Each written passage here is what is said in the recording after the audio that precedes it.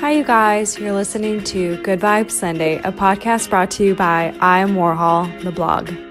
Every Sunday, I'll be sitting down with provocative thinkers, industry disruptors, and culture changers. My intention for every guest is to talk about breaking barriers, shifting old paradigms, and really just opening up a vulnerable conversation. Our guest today is Nate Hughes. Nate is a pastor for young adults at The Grove, which is a Christian church found in Chandler, Arizona. The ethos behind Nate's teachings is really just to do life with you.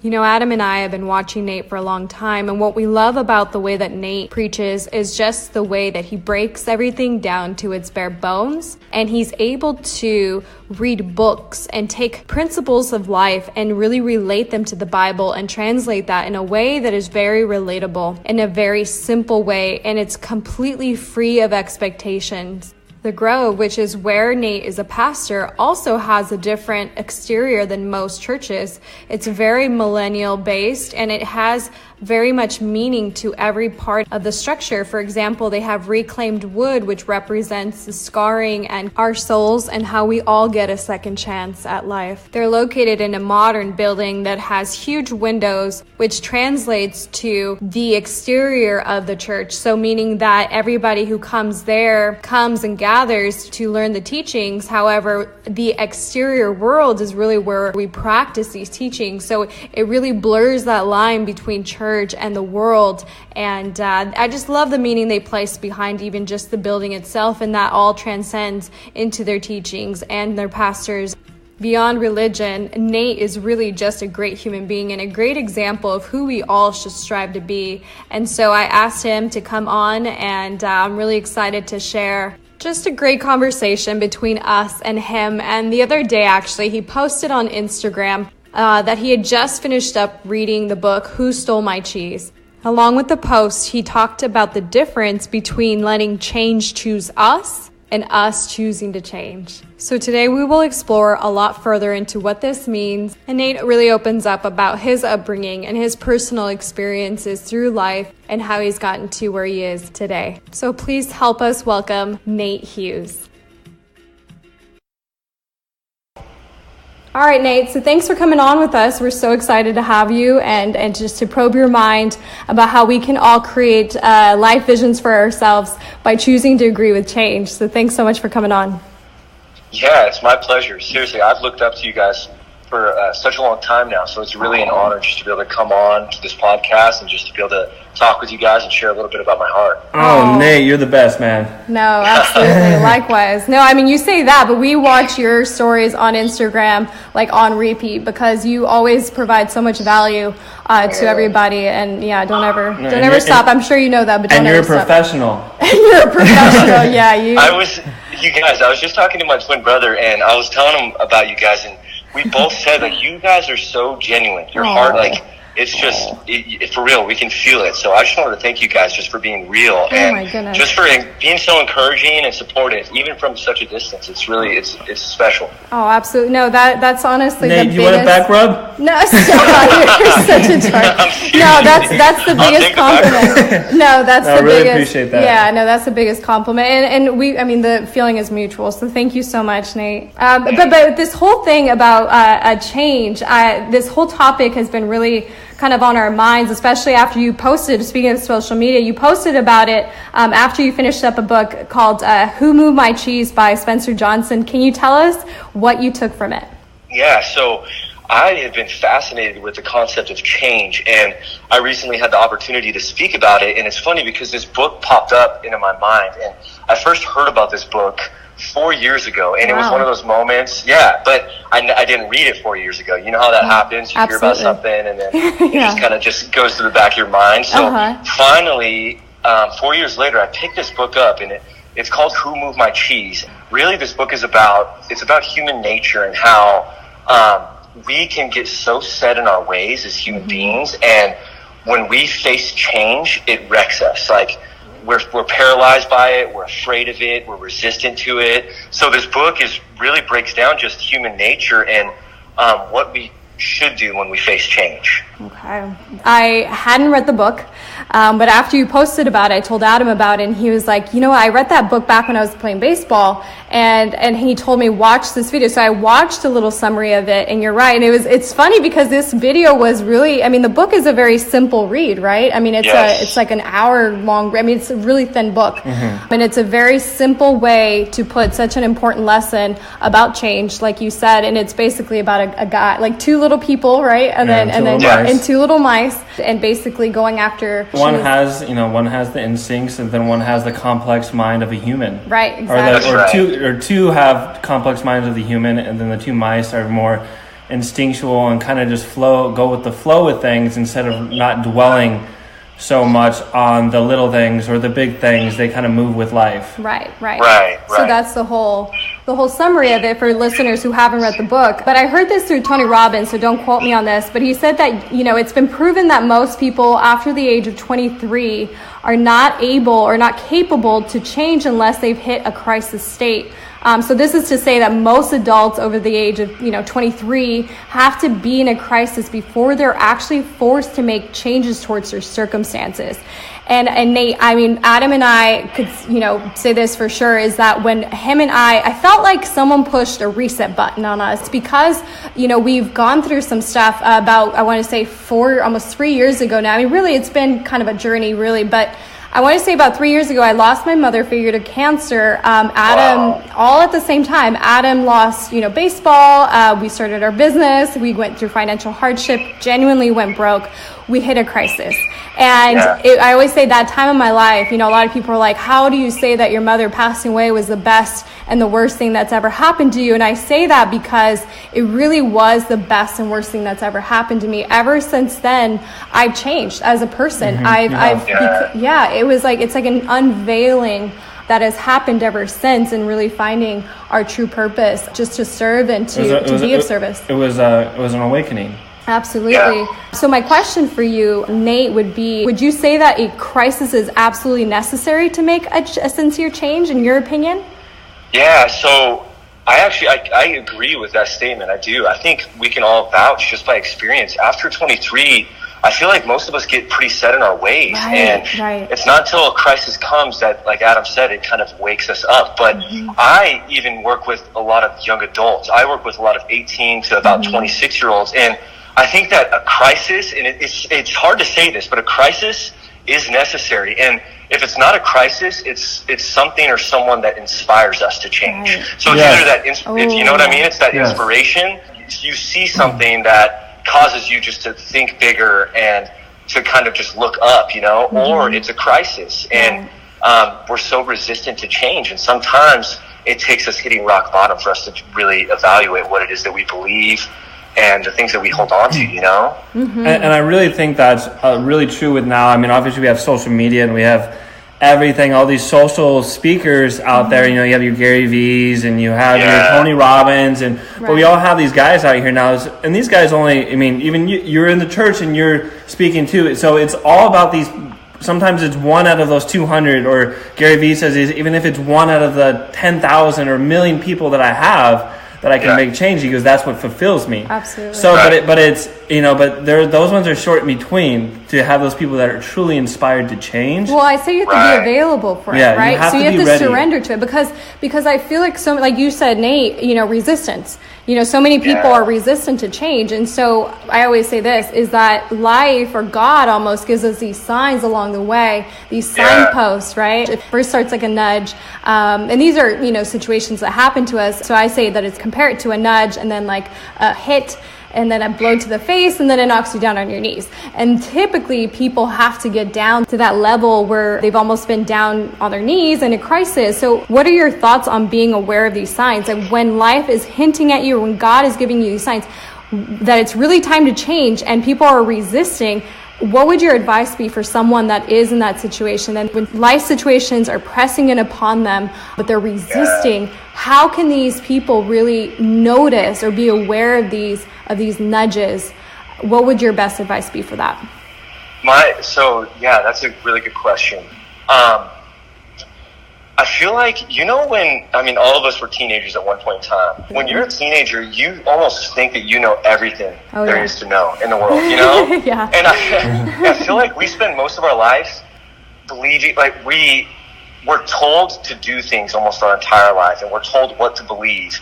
And I feel like I keep going back to what you guys said about hitting rock bottom and facing a crisis. Obviously, we don't want that to happen, right? But when trials come our way and when we do face a crisis, this is what it does. It reveals to us what our foundation is. Ooh. And I heard I heard this quote before, and I use it over and over again. Trials don't create our foundation, they reveal them. Mm-hmm. So that's what a crisis does, you guys. We'll hit a crisis, we'll hit a trial. Like you said, your mother figure passing away, like that's heart-wrenching. And when things like that happen to us, it causes, I'll speak for myself too. My mom, she had a stroke when I was 17, and that left her paralyzed and in a convalescent home. And I remember being 17 and thinking to myself, okay, Nate, what is it that you really believe about life? What really matters most about life?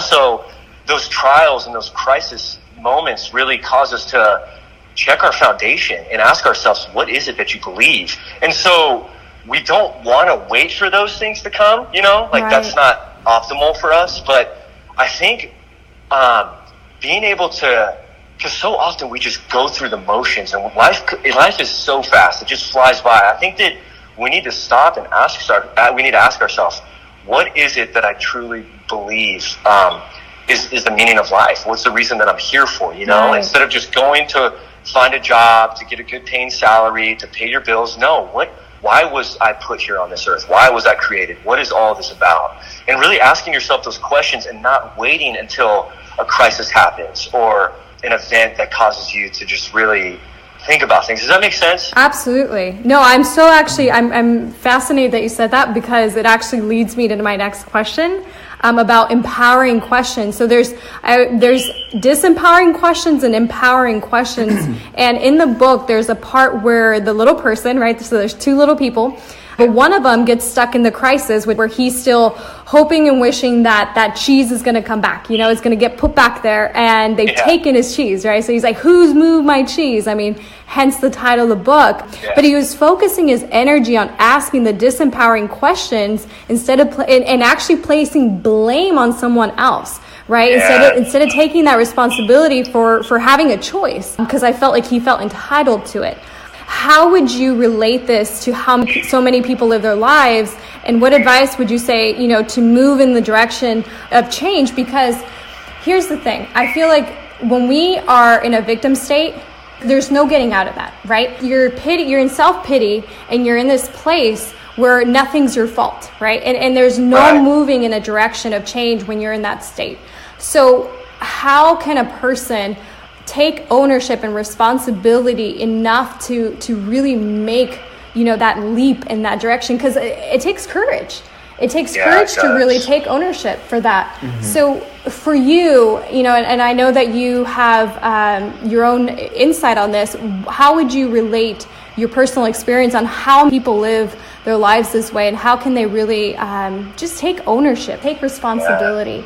Yeah, I think that that question is so powerful. And even before you guys asked me to do this and the topic, the more that I've been thinking about it in my life, I can't believe how this is so close to home for me. So so let me try to just elaborate on this real quick and just dig into my story a little bit. So just go for it. Then from here, we're just gonna, and Nate, we're on the edge of our seats, Nate. We're ready for this.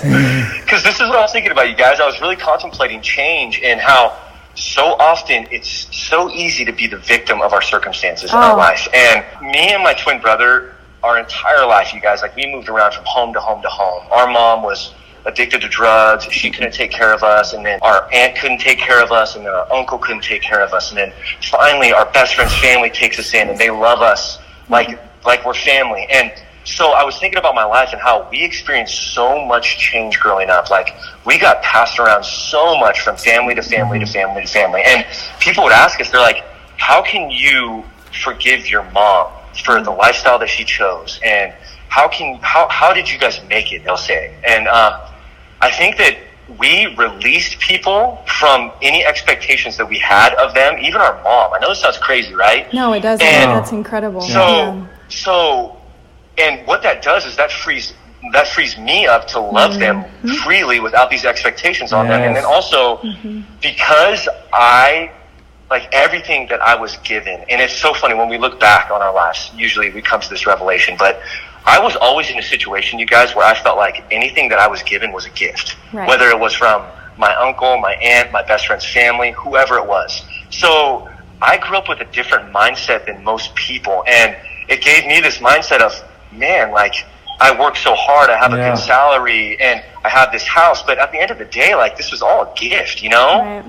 So for me, it's easier for me to have that mindset. I think that when we're really successful and we're hard workers, which we all are, like I know you guys are, I think it's easy to get in that mindset of, I earned this. And even in that book, you guys, that book was so funny because they found this massive pile of cheese, right? So they camped out at this massive pile of cheese and they ate it. So they ate all of it. Day by day, the pile started dwindling down. And then finally the cheese is gone and they're like, oh my gosh, where did our cheese go? And it's like, you guys ate it. That's where it went. So, and then they start blaming everybody else, the world, you know what I mean? The people outside of the maze, who took my cheese, who moved my cheese, and they didn't want to take ownership. And I think that when we refuse to take ownership of our life, we're almost just stuck in like a prison cell, you know? And we don't experience true freedom until we release other people from these expectations that we have on them, and we just take ownership and responsibility for our heart, our emotions, our life, you know? Oh, I love that. I think the biggest thing you said was expectations. Expectations. Yeah. I know Austria and I have sit here and like, we've always said like, we got to quit, because when we expect and we're disappointed, you know, and if we didn't, it puts us in pain. I feel like when, here's what I always say is like, for example, you in your situation growing up, your brothers and yours, I mean, you had a choice, right? So I always, let me compare it to even when my aunt passed away. She was my aunt, but she was like my mom, and she passed away. And I told myself, I said, I have two choices. I could sit here and I could be angry and blame God. I can blame people. I can blame, this disease and just be angry, like the doctors. I mean, I can blame and forever and be miserable. I can go that route. I can live in that place, right? Or I can choose, because I feel like there's a difference. But I feel like we're growing into a choice, where Martin Luther King chose love in the face of hate. I mean, there's, right? So I feel like we're moving in that direction as a whole, as a humanity. So we have this choice now, and I chose to move in a direction where I didn't blame anybody, and I said, okay, well, because our business, I mean, we do these charities, right? So we donate to 4 charities in honor of her, and really, we started this whole company because of her, and she left us her home, and so much wouldn't be possible if it wasn't for her passing. So with that, I was able to really move in a direction where I could have a business that could live through her, right? So I could create changes in other people's lives. So I could donate to charities that mean something to me and are a reflection of her. So I can keep her image alive, if that makes any sense, right? So there's a choice. There's 2 routes. And the same goes for you and your brother. You guys could have chosen to go a route of blame, going into drugs, and which happens, right? I mean, a lot of this does happen. But you two chose to be better. You chose and you didn't react. So choice versus reaction. Nate, really quick, do you feel that had your circumstances growing up, had you not gone through what you went through, do you feel that you would be different today? I mean, in the sense, like, do you think right? So do you feel that what you went through, because a lot of people say, wow, that's a crisis, what you went through, right? So, we have a choice to create a life worth living, to find a purpose. I guess it's like finding a purpose, because we found our purpose in her death, and it lives on forever. I feel like if I would have kept blaming, her death would have ended there.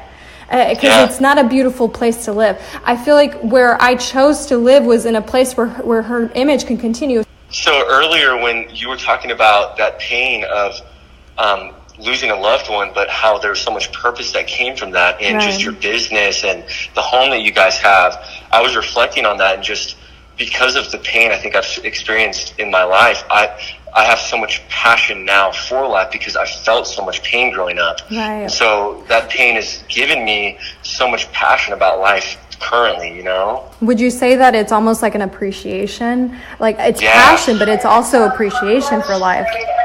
Yeah, it is. And it's funny because people will tell me all the time, like, you're just way too optimistic. I'm like, this is deeper than optimism, you know? Like, I've experienced a lot of pain, so I'm just really grateful for life. Absolutely. And it's funny you say that. I mean, obviously, Austria and I went through our hardships, and then when we were coming back and we're making a little bit of money and we go out to dinner. So glad you brought that up. Man, this is amazing. It's almost like you take things for granted, but when you've grown up with that, there is no taking for granted. No. Right? Because absolutely. But it's just like you said, that bike or the house, it's like you appreciate everything so much more. Yes. Absolutely. And it's so nice to have that. And it's like, then you can go back to where you were and then appreciate that feeling that you have. You're like, I should always have this feeling. I should always be grateful. Then you're like, well, you begin to live there. Yeah. I always say it's like a place. It's a place. You begin to live in a place of appreciation. You know, and that's you're so much more aware of it at that state. Which if the opposite was true, you're never exposed to it. So therefore, like I always say about Aaron, our son, you know, we always laugh about it because we're always working and we're busy and we're grinding, and you know, and I'm one to say, we are not to sugarcoat. We went dead broke. And I will say it, I have no shame in it. And, you know, Arian really experienced that of course, we conceal it from him because we never want him to know there's any difference. But we definitely want him to understand the ethic behind work, right? So he has been able, like right now, we're like, go in your room, just be really quiet. We're doing a podcast. And we laugh about it because we say, you know, when he's older, and just everything we've done, and we've taken him out there to hand out flyers and stuff like that. And I think that when he's older, compared to when we have more children, which we plan on having, they're never going to see that. And I feel like Aaron is really going to just have a different appreciation for life. I think he's going to have, and I feel like there's a reason for that. There's a purpose. He was born early on for a reason, you know? Absolutely. So I'm so glad you brought that up.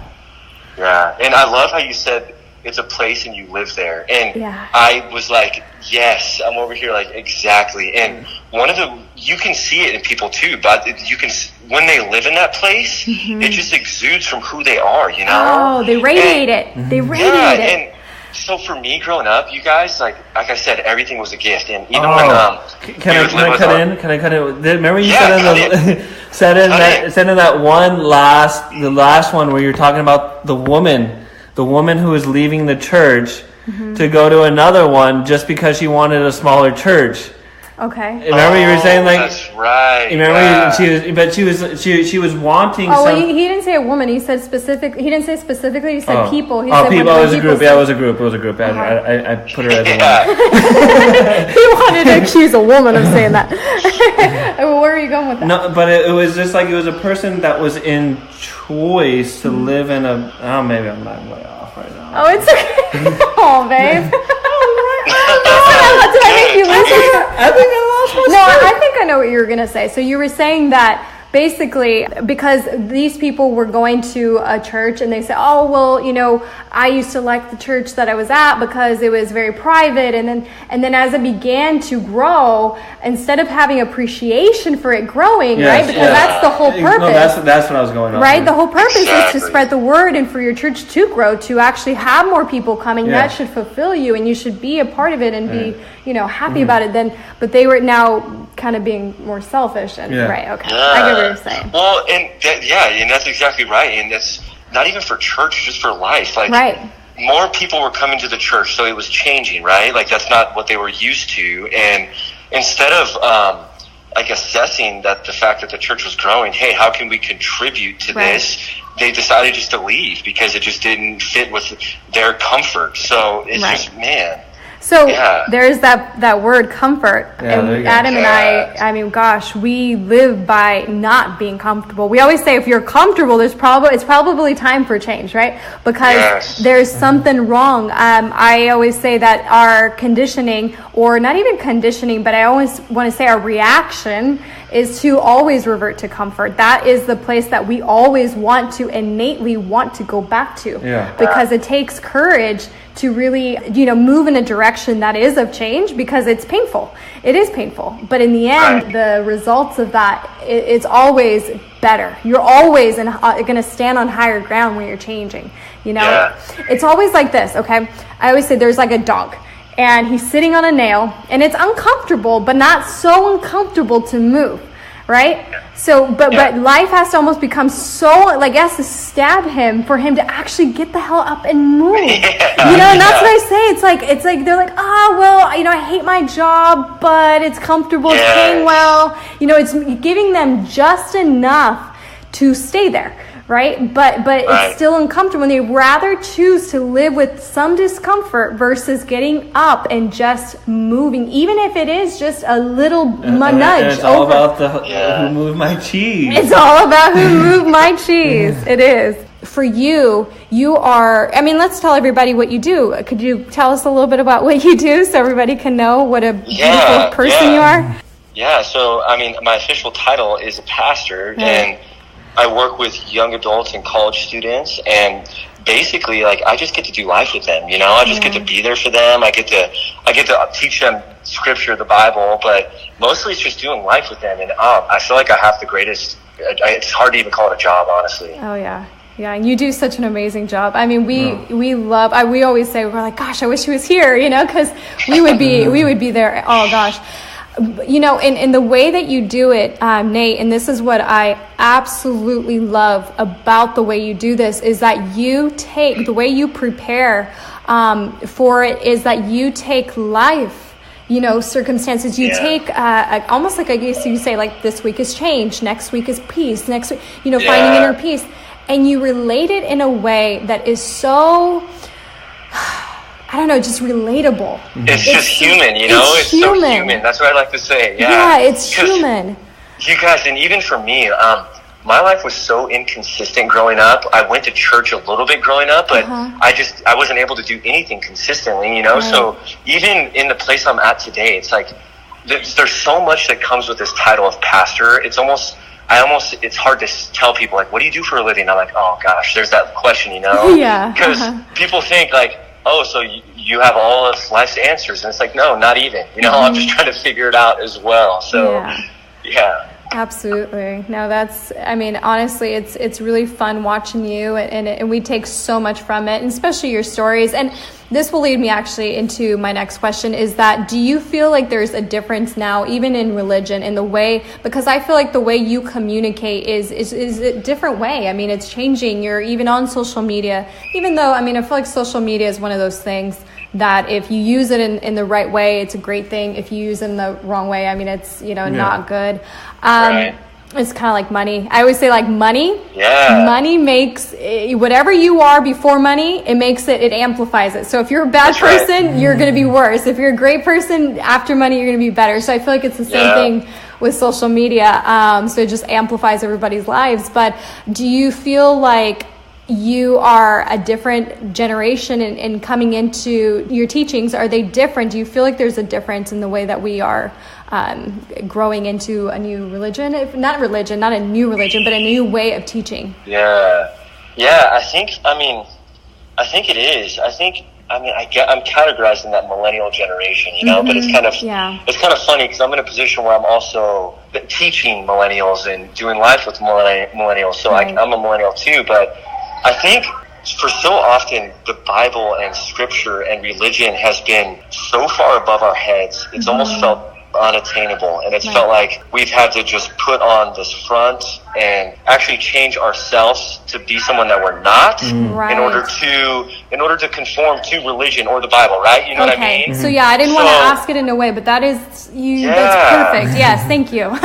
So now you're right, and I think that now, and my brother is in a culture where he's in a totally different culture than I am, being in the South. Right. But now I think we're hitting this wave where it's like, no, I don't have to change myself in order to conform to anything. That's not my main concern up first. It's like, first I love this. It's God always meets us right where we're at. He always does. And Absolutely. just to be in God's presence and to know him, like we're never left the same. It's impossible, you know?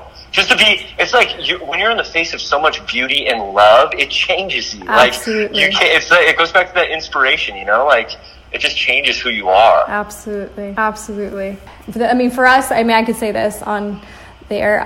You know, for me, it was, like I said, when we went through our whole hardship, that was when I say the reset button, that is what I mean. I mean, we really found this beauty that you talk about. And I think that what you're doing with, you know, especially when you make it in such a human form, like you really come and you speak to these these young adults in a way that you, like you said, you don't almost put going back to expectation. You don't put expectations. You're giving them what they need to know, and that's it. You're stripping it down to its bare bones, right? Yes. Yeah, you're stripping it down to its bare bones, and you're almost like, it's like an onion. You're unveiling the truth of what really needs to be taken from it, and that's what matters, is important. So I'm so glad you said that.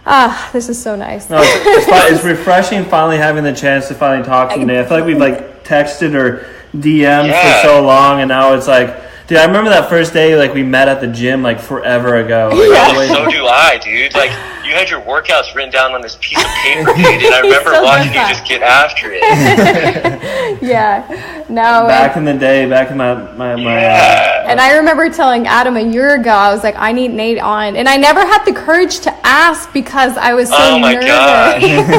I was so nervous. How you guys are as believers is how I try to be as a pastor. So I went to this conference a while back, you guys, and they talked about, if you look into the Bible, Jesus never, so I know this is going to sound kind of crazy confusing, but he was God. So everything he spoke in essence was God's word, but he never spook this God language, right? So when he was with the woman, you know what I mean? Like he was with the woman. That's it right there. That's it. Yep. Dude, he was at the well with the woman at the well, and he told her, like, she was there for water, and he said, I'm living water. You know what I mean? And then he told people who were hungry, he said, I'm the bread of life. Like, he didn't use this lofty language that was so just far removed from who we are as humans. And I loved your post the other day. You were talking about, Oscar, you were talking about how you can be yourself. You said, you don't conform to other people's opinions of who you are. You know you're loved, and that to me that's God's language. You know what I mean? Absolutely. Yes, absolutely. No, I always say Jesus came, and you know that song of "This is how we do it." He came and showed us how we do it. This is how we do it, and he sacrificed himself to set an example for how we should live our lives. See, 100,000,000%. I love that. Oh, Nate. You guys, hey, my brother just dropped me off at the airport in Denver, and we just had a week together, and I can't explain it. Like, we have this, just because of everything that we've gone through, like, our connection is so crazy strong. Absolutely. And we never really get shook until we're saying bye to each other. And so I said bye to him, and I was thinking about this podcast, and I'm not just saying these words. Like, I was thinking about who you guys are as people, and I'm like, man, life is so short, and I want to continue to know that people like you have my back, and that like you guys know that I have your back, and I believe in what you guys are doing, and let's leverage our lives in a way to where we can just make a massive impact on people's lives. You know what I mean? That's like our whole goal, Nate.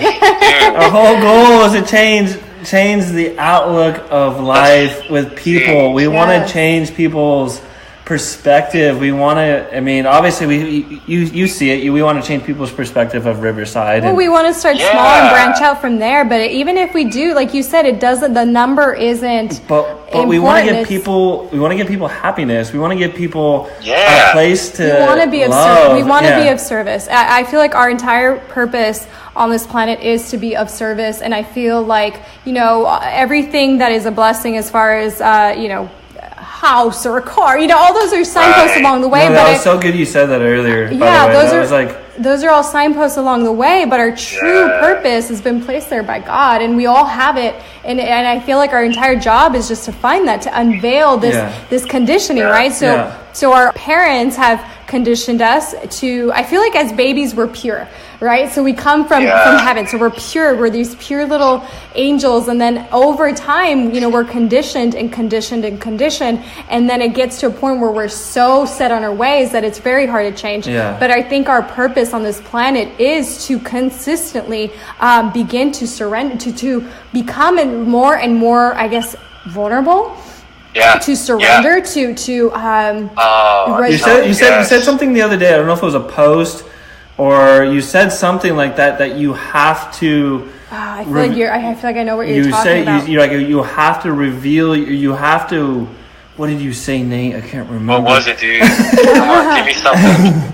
You said something about having to peel back or having to reveal. I don't even know if that's what it was, but it was along the lines of when you said that, we're like, yes, that's it. That's our entire. I'll remember it right as we get off this phone call. Our entire purpose. Yeah. And even like Adam, you were saying, some of us grow up and we're conditioned in a way to where we feel like we don't have a choice, and we don't even know that we have the potential to make a choice. And when I spoke last Tuesday to my group, and I just this like mantra has been in my head.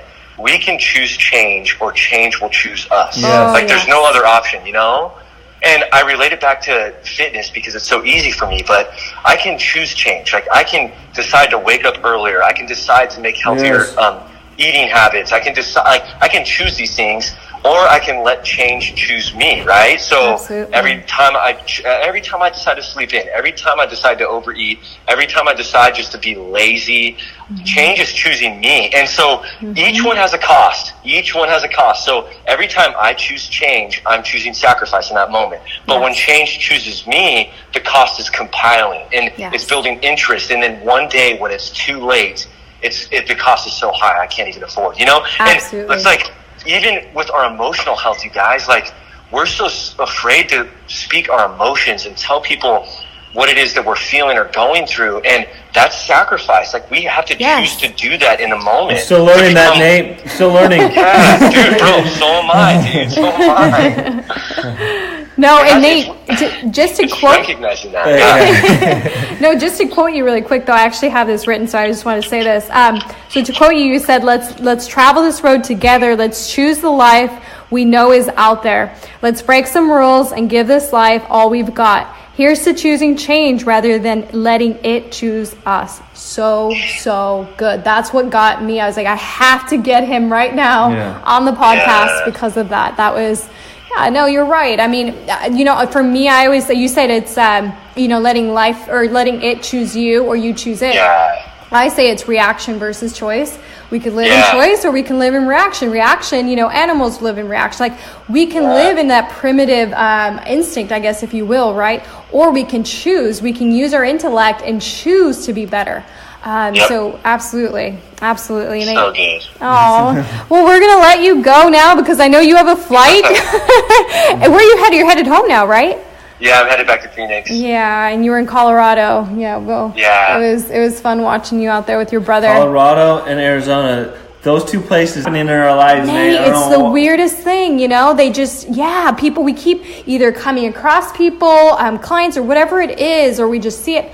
These two, yes, I don't understand, and I think I'm just gonna let it. And you're in Colorado, and you're going to Arizona, Nate. It's really strange. Maybe it's a sign for him to be on it today. Think about that.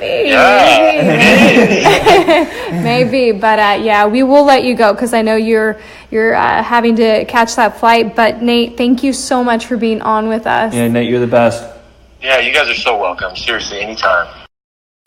Thank you for tuning in, Good Vibers, and be sure to subscribe to Good Vibes Sunday by downloading the podcast app found at the App Store. Catch you all next week. Have a happy Sunday.